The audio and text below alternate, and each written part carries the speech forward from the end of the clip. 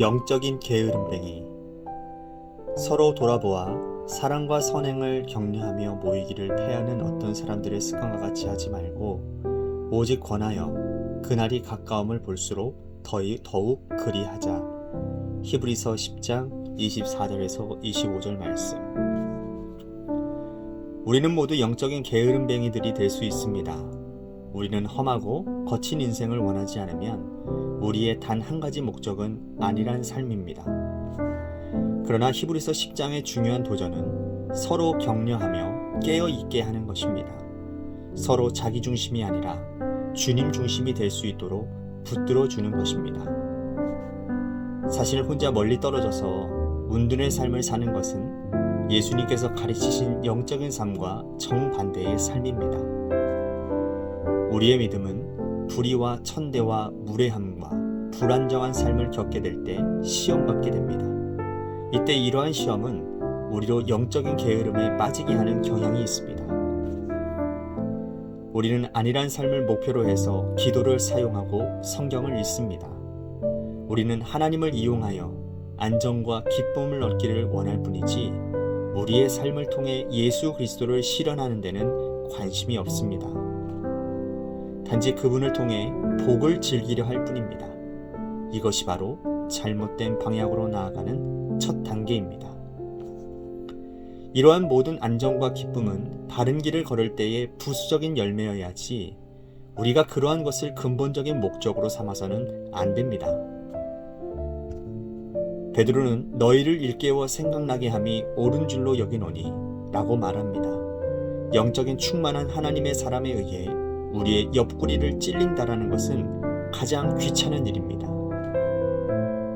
적극적으로 일하는 것과 영적 활동은 분명히 다른데 많은 성도들이 적극적으로 일하는 것을 영적 활동으로 착각합니다. 영적인 게으름에 빠지면 자극받는 것을 싫어하며 영적인 면에서 격리된 삶을 살거나 은퇴하는 것만을 고집합니다.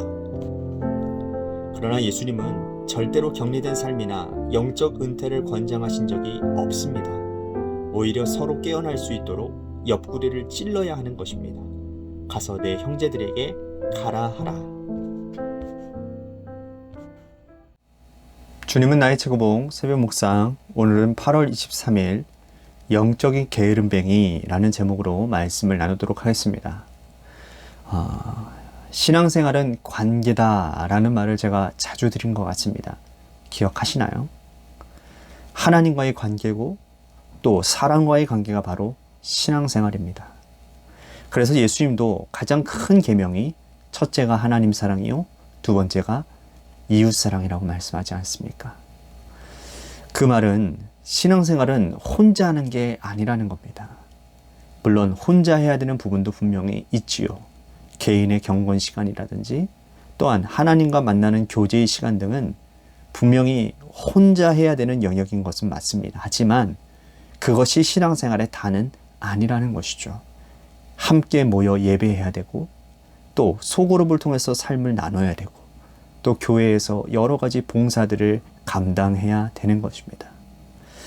그럴 때 잠언서 27장 17절에 철이 철을 날카롭게 하는 것 같이 사람이 그의 친구의 얼굴을 빛나게 한다라는 말씀처럼 서로가 서로를 세워주고 함께 믿음의 길을 걸어갈 수 있는 영적 동지가 될 수 있는 것, 이것이 바로 신앙생활이라는 겁니다.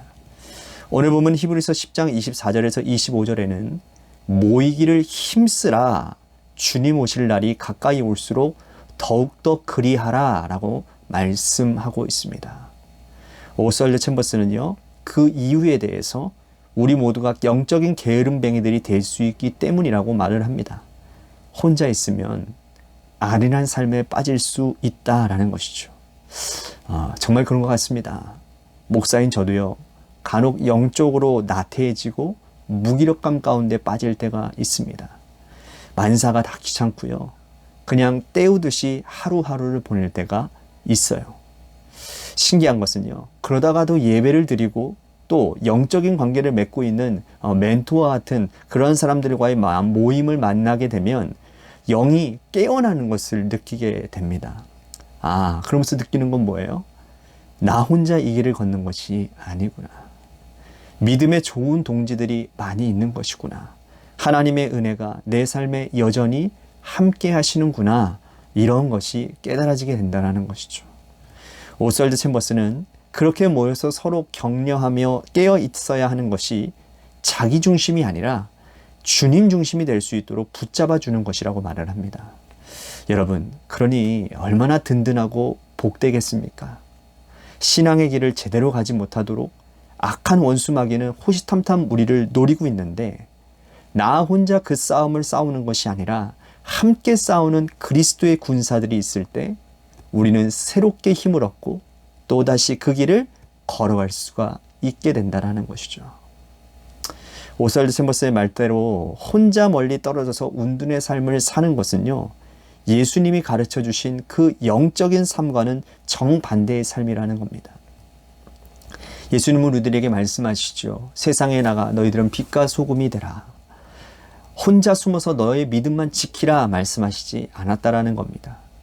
그리고 그렇게 혼자 지내는 삶은요, 자칫 잘못하면 병들기 쉽고요, 또 착각에 빠지기도 쉽습니다. 무슨 말이냐면, 혼자 있을 때는요, 다 괜찮은 것 같아요. 예수 잘 믿는 것 같고요, 나 믿음 좋은 것 같단 말이에요. 그런데 실제의 삶에서 사람들과 부딪혀보고 또 문제를 만나보면 그 사람의 믿음이 얼마나 좋은지, 정말 좋은 믿음인지, 예수를 잘 믿고 있는지가 드러나게 된다는 겁니다. 그러니 혼자의 시간도 중요하지만 부딪혀 봐야 되고 함께 어울려 봐야 한다는 것이죠. 그래야 내 신앙이 건강한지 아닌지, 아니라면 뭐가 문제인지를 드러날 수가 있다는 겁니다. 오스왈드 챔버스는 아니란 삶에 대해서 이렇게 이야기를 하고 있습니다. 하나님을 이용하여 안정과 기쁨을 얻기 원할 뿐이지 우리의 삶을 통해 예수 그리스도를 실현하는 데는 관심이 없다라는 겁니다. 많은 성도들이 말이에요. 단지 그분을 통해 복을 즐기려 할 뿐이지 하나님의 영광을 위한 것은 아니라는 것이죠. 이것이 바로 잘못된 방향으로 나아가는 첫 단추라는 겁니다. 죄성을 가진 우리는요, 자신만을 위해서 살려고 합니다. 그리고 그것은 안일과 평안함, 안정과 기쁨을 목표로 삼게 됩니다. 그러나 여러분, 우리는 그런 삶을 살아서는 안 됩니다. 하나님 나라 갈 때까지 우리는 청지기요, 사명의 삶을 살아야 하는 것입니다. 물론 청지기의 삶을 살고 사명자의 삶을 산다고 해서 이 땅에서 맛보는 그런 기쁨과 안정이 전혀 없다라는 것이 아닙니다.